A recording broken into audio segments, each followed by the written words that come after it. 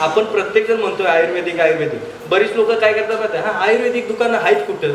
अहो तुम्ही घेताय कुठं? तुम्ही घ्यायला चालू करा, आयुर्वेदिक दुकानं व्हायला चालू होतील ना. आहे ना, आमच्या पोपटबाईंचं आहे की आयुर्वेदिक दुकान इथं कल्याणला, घ्या की तिथं जाऊन तुम्ही. खरंच अहो आयुर्वेदिक 101 आयुर्वेद खूप डेव्हलप झाला आहे. आज सगळ्यात फास्ट जगामध्ये चालतो तो आयुर्वेद चालतो, पण आमच्या भारतात असल्यामुळे कदाचित आपण ते घेत नाही बघा. म्हणजे तिरुपती बालाजीला 100 फेऱ्या मारणार तर घरात आई वडिलांना नमस्कार करणार नाही, अशी परिस्थिती झाली आज आमची.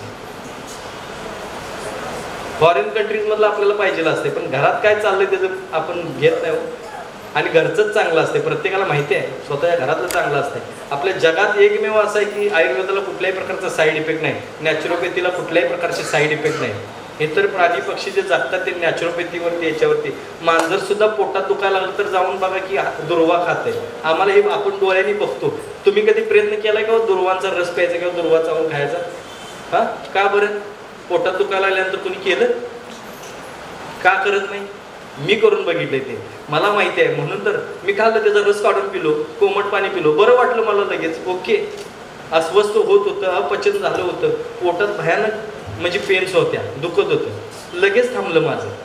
लगेच म्हणजे अक्षरशः मी असं डोळत होतो, दुर्वांचा रस काढला, पिलो आणि कोमट पाणी पिलो, बरं झालं. अशा खूप काही गोष्टी आहेत. पेरूच्या पानांचा उपयोग आपण दातांसाठी करू शकतो, तुरटीच्या पानांचा. आता निरगुडीची पानं, त्याचा निरगुडीची पानं, पेरूची पानं आणि तुरटी एकत्र करून जर समजा एक तांब्याभर पाण्यामध्ये टाकून ते जर तुरटी जराशीच घालायची आणि उकळवायचं, गाळून घ्यायचं आणि त्यानं चूळ भरायची. आठवड्यातून 15 दिवसातून एकदा करा फक्त. हे तुम्ही जोपर्यंत आहात ना तोपर्यंत तुमचे दात हलणार नाहीत, पडणार नाहीत, किडणार नाहीत, दुखणार नाहीत. ह्या गोष्टी करून बघा, साध्या साध्या गोष्टी आहेत. अजून सांगायचं म्हटलं तर खूप काही गोष्टी आपल्याकडे. हाडं मजबूत होणं सगळ्यात महत्त्वाचं आहे. हाडं जर मजबूत करायची असतील, पांढरे तीळ चावून खायचे पुरुषांनी. आणि माता भगिनींना विनंती आहे, खसखस चावून खायची. पांढरी खसखस असते माहिती आहे ना, खसखस चावून खायची, भाजू नका, तशीच खावा. कंबरदुखीचा त्रास, गुडघेदुखीचा त्रास कमी होतो.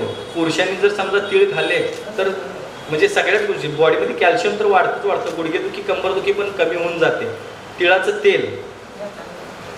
तेल जर समजा इथं गाठ असते बघा, बऱ्याच लोकांना म्हणजे थायरॉइडची गाठ वगैरे आपण म्हणतो किंवा अन्य कुठल्या गाठी असतात बघा इकडे, तर ते लावायचं, तिळाचं तेल लावायचं गरम करून आणि असा व्यायाम करायचा.